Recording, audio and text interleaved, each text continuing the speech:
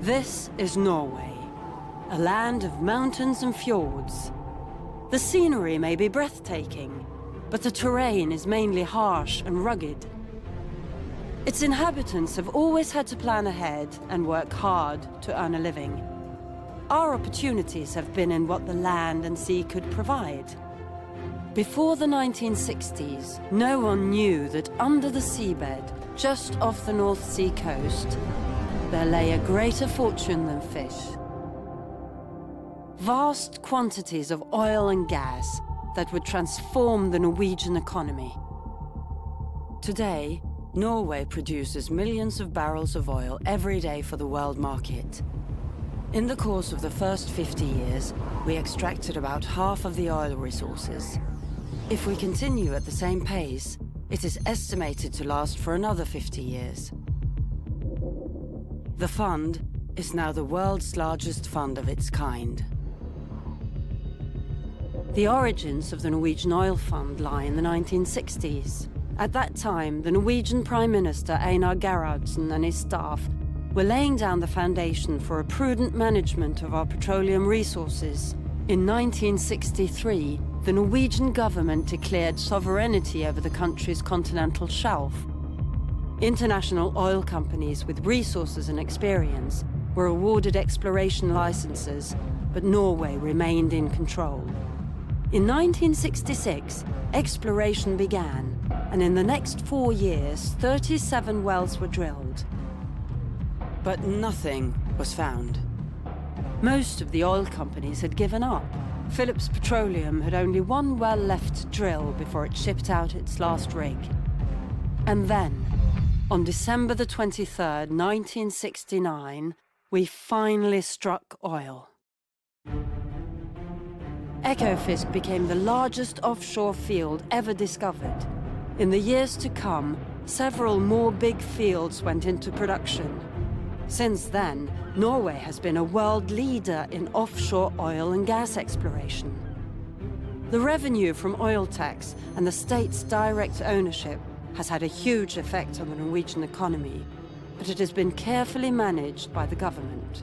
For the first 20 years, the money was primarily invested in the oil industry and developing the country. But it became clear that oil revenues would be substantial, and the Norwegian Oil Fund was established by law to support the government's long-term management of petroleum revenues. In 1996, the first capital was transferred to the fund. The fund is owned by the Norwegian people and managed by Norges Bank, the country's central bank, on behalf of the Ministry of Finance. Its mission is to safeguard and build financial wealth for future generations. I think many experts told us that it was a bit naive to believe that a democratic society and a democratic system could manage such a big cash flow in a sustainable, responsible way. But the experience so far in Norway is that we have been able to do exactly that. It is the important pillars in managing the fund. That the fund is transparent, that investments are responsible, that we have ethical guidelines. It really makes a difference.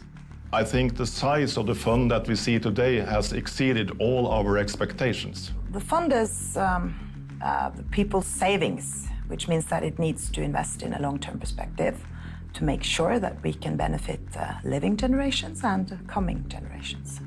There have been several changes of government since 1996, but no matter who has led the Ministry of Finance, they have all agreed upon the main principles and rules of the fund.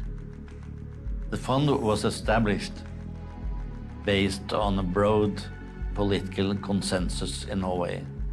It is important to keep that consensus. It is the people's money, owned by everyone, divided equally and for generations to come. Investments are global, and all are outside Norway. The assets are invested in 3 asset classes: equities, fixed income, and real estate. The fund's equity investments are spread across many companies and industries around the world to capture broad gains in stock markets and reduce the risk. Stock market returns have been good historically, but this is no guarantee of what will happen in coming years. Fluctuations in value is expected. But with the fund's unique characteristics, we can both manage and capitalize on these fluctuations. The largest geographic exposure is to Europe and North America, followed by developed economies in Asia, Oceania, and emerging markets. Fixed income investments are allocated to government and corporate bonds and securities, reducing short-term volatility. The investments in government bonds are allocated according to the size of the relevant country's economies. The fund is gradually increasing real estate investments to build a concentrated and global portfolio. The fund's objective is to achieve a long-term real return in excess of the growth of the global economy. Our global, diversified and long-term investments contribute to a sustainable world economy and a stable business climate. Norges Bank Investment Management is an active investor in about 9,000 companies worldwide. It promotes good corporate governance standards and encourages businesses to improve social and environmental standards.